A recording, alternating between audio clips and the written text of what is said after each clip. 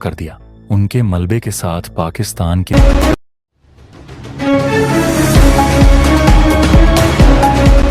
हाल ही में कुछ पाकिस्तानी ड्रोन भारत की सीमा में घुसने की कोशिश कर रहा था, लेकिन भारत के एडवांस रडार सिस्टम ने उसे तुरंत पहचान लिया। जैसे ही ड्रोन की लोकेशन ट्रैक हुई, भारतीय डिफेंस सिस्टम ने उसे हवा में ही मार गिराया। ये भारत की आधुनिक साइंस, टेक्नोलॉजी और मजबूत सुरक्षा व्यवस्था का प्रमाण है। भारत आज ड्रोन डिटेक्शन और एयर डिफेंस में दुनिया के अग्रणी देशों में शामिल है। यह वीडियो पब्लिक रिपोर्ट्स और न्यूज एनालिसिस पर आधारित है। इससे किसी भी प्रकार का राजनीतिक या राज्य स्तरीय घोषणा न माना जाए। दर्शकों से निवेदन है कि ऑफिशियल सोर्सेस से जानकारी वेरीफाई।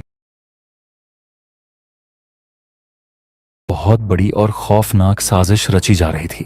तुर्की और पाकिस्तान, जो भारत के खिलाफ जहर उगलने का कोई मौका नहीं छोड़ते, उन्होंने मिलकर एक ऐसा प्लान बनाया था जो अगर कामयाब हो जाता तो भारत की सुरक्षा को बड़ा नुकसान हो सकता था। 48 घंटे, जी हाँ, सिर्फ 48 घंटों के अंदर पाकिस्तान ने 2 बार भारत की संप्रभुता को ललकारने की कोशिश की। अंधेरे का फायदा उठाकर रावलपिंडी में बैठे जनरलों ने एक नया खेल खेलना चाहा।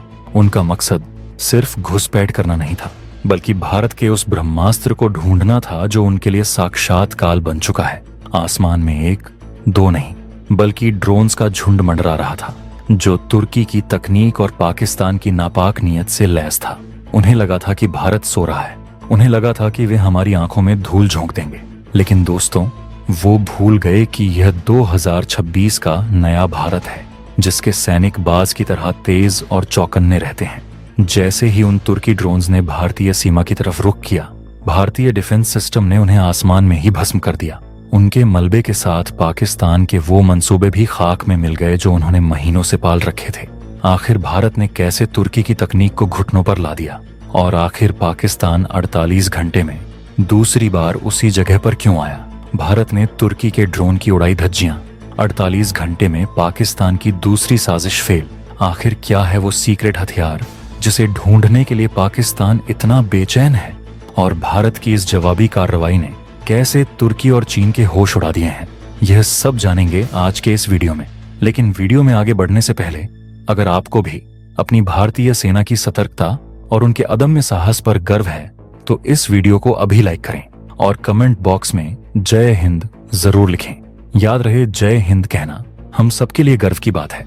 तो चलिए अब इस पूरी घटना की गहराई में उतरते हैं और पाकिस्तान तुर्की की इस नई चाल का पर्दाफाश करते हैं। दोस्तों, आपको याद होगा कि अभी 2 दिन पहले ही जम्मू कश्मीर के बॉर्डर पर एक अजीब हलचल देखी गई थी। पाकिस्तान की तरफ से 4 से 6 ड्रोन्स का एक झुंड भारतीय सीमा में घुसने की फिराक में था। यह कोई सामान्य घटना नहीं थी। इतने सारे ड्रोन्स का एक साथ आना साफ इशारा कर रहा था कि यह कोई सोची समझी सैन्य कार्रवाई थी। लेकिन भारतीय सेना और हमारे एयर डिफेंस सिस्टम ने पलक झपकते ही उन्हें रडार पर लॉक किया और बॉर्डर पार करने से पहले ही मारकर पाकिस्तान की जमीन पर गिरा दिया। इनमें से कुछ ड्रोन्स के टुकड़े भारत की तरफ भी गिरे, जिनसे कई राज्य खुले हैं। खैर, उसी समय भारतीय सेना के कान खड़े हो गए थे। सेना समझ गई थी कि पाकिस्तान बिहाइंड द सीन जाकर कुछ बहुत बड़ा प्लान कर रहा है।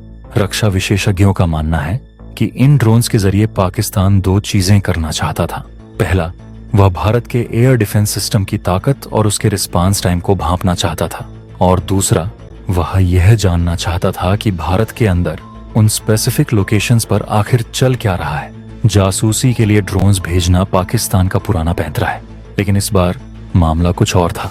यह सब सोच विचार चल ही रहा था कि कल देर रात पाकिस्तान ने फिर वही गलती दोहरा दी। जी हाँ, 48 घंटों के जहां 2 दिन पहले उसने आधा दर्जन ड्रोन गंवाए थे। अब सवाल ये उठता है कि आखिर पाकिस्तान उसी जगह पर बार बार क्यों आ रहा है? उसे वहां ऐसा क्या मिल गया है, या वह वहां क्या ढूंढ रहा है? इसका सीधा सा मतलब है कि पाकिस्तान भारत के उस स्पेसिफिक इलाके में हमारी सैन्य इंस्टॉलेशंस और बेसिस को लेकर बहुत ज्यादा इंटरेस्टेड है। वह किसी खास चीज की तलाश में है। अब आते हैं इस पूरी साजिश की सबसे बड़ी थ्योरी पर। मेरी थ्योरी यह है कि पाकिस्तान वहां और कुछ नहीं, बल्कि भारत के S-400 एयर डिफेंस सिस्टम को ढूंढ रहा है। जी हाँ, वही S-400 जिसे दुनिया का सबसे खतरनाक एयर डिफेंस सिस्टम माना जाता है। आपको याद होगा, ऑन ऑपरेशन सिंदूर के समय भी पाकिस्तानी सेना के प्रवक्ता यानी DGISPR जब टीवी पर आते थे तो उनका एक ही रटा रटाया बयान होता था, हम तो ड्रोन इसलिए भेज रहे थे ताकि पता चल सके कि भारत का S-400 कहाँ रखा है। यहाँ तक कि उनके रक्षा मंत्री ने भी कबूला था कि उनकी पूरी कोशिश S-400 को लोकेट करने और उसे नुकसान पहुंचाने की थी। और ऐसा हो भी क्यों ना, कल को अगर स्थिति उल्टी होती और पाकिस्तान के पास S-400 होता तो हम भी यही कर रहे होते, क्योंकि सच्चाई ये है कि जब तक भारत के पास S-400 एक्टिव है, पाकिस्तान चाहे कितनी भी साजिश रच ले, कितनी भी नई रणनीति बना ले या कितने भी परमाणु बम दागने के सपने देख ले, उसका एक भी हमला सफल नहीं हो सकता। S-400 भारत का वो अभेद्य किला बन चुका है जिसे पार करना नामुमकिन है। ये सिस्टम 400 किलोमीटर दूर से ही दुश्मन के जहाज, मिसाइल या ड्रोन को ट्रैक करके उसे हवा में ही भस्म कर सकता है। पाकिस्तान की बेबसी ये है कि उसे पता ही नहीं लग रहा कि हमला करें तो कहां करें, क्योंकि S-400 अकेला नहीं है। भारत ने S-400 को केंद्र बिंदु बनाकर उसके चारों तरफ आकाश, MRSAM और स्वदेशी एयर डिफेंस सिस्टम्स का एक ऐसा चक्रव्यूह रच दिया है जिसे भेदना किसी के बस की बात नहीं। पाकिस्तान जानता है कि भारत का पूरा डिफेंस आर्किटेक्चर S-400 के इर्द गिर्द घूमता है। अगर उसे भारत के चक्रव्यूह को तोड़ना है तो उसे S-400 को रास्ते से हटाना होगा। जब तक S-400 वहां है, पाकिस्तान भारत पर एक पत्थर भी नहीं फेंक सकता। पाकिस्तानी जनरलों को डर है कि भारत कभी भी ऑपरेशन सिंदूर 2 या बालाकोट जैसा कोई बड़ा एक्शन ले सकता है, और उस एक्शन के दौरान पाकिस्तान भारत को जवाब दे ही नहीं पाएगा, क्योंकि S-400 आसमान में पहरा दे रहा होगा। भारत चाहे तो रोज पाकिस्तान पर बम बरसा ले, पाकिस्तान के फाइटर जेट्स उड़ने से पहले ही S-400 के निशाने पर होंगे। इसीलिए अपनी जान बचाने के लिए वे पागलों की तरह S-400 को ढूंढ रहे हैं। और मेरा मानना है कि कश्मीर में जो यह ड्रोन एक्टिविटी बढ़ी है, यह सिर्फ शुरुआत है। धीरे धीरे आप देखेंगे कि पूरे भारत पाक बॉर्डर पर ऐसे ड्रोन्स की घुसपैठ बढ़ेगी, क्योंकि S-400 उनके लिए एक भूत बन चुका है। जो है तो, लेकिन कहाँ है यह किसी को नहीं पता। और दोस्तों, मेरे हिसाब से तो यह भारत सरकार और हमारी सेना का अब तक का सबसे बड़ा मास्टर स्ट्रोक है। आज तक हमने जितने भी हथियार खरीदे, चाहे वह राफेल हो, अपाचे हो या चिनूक, हमने दुनिया को बाकायदा वीडियो बनाकर दिखाया कि हमने इसे कहाँ तैनात किया है, हम इसका युद्धाभ्यास कहाँ कर रहे हैं। लेकिन S-400 के मामले में भारत ने गजब की गोपनीयता बरती है। इसे एक एक्सेप्शन रखा गया है। आज तक आधिकारिक तौर पर किसी को नहीं पता कि S-400 की 5 रेजिमेंट्स कहाँ कहाँ तैनात हैं। अभी हाल ही में एक हफ्ते पहले इसकी एक धुंधली सी तस्वीर सामने आई थी, जिससे कुछ भी साफ पता नहीं चलता। यह गोपनीयता इसलिए भी जरूरी है क्योंकि हमें याद रखना चाहिए कि पाकिस्तान के 2 सबसे जिगरी दोस्त हैं, तुर्की और चीन। और मजे की बात यह है कि इन दोनों के पास भी S-400 सिस्टम मौजूद है। चीन तो इसका इस्तेमाल कर ही रहा है और तुर्की ने भी रूस से इसे खरीदा है। ऐसे में यह तय है कि तुर्की और चीन पाकिस्तान को लगातार इनपुट्स दे रहे होंगे। वे बता रहे होंगे कि S-400 की फ्रीक्वेंसी क्या है, इसकी कमजोरियां क्या हैं और किस तरह के कामिकाजी ड्रोन या मिसाइल से इसे चकमा दिया जा सकता है।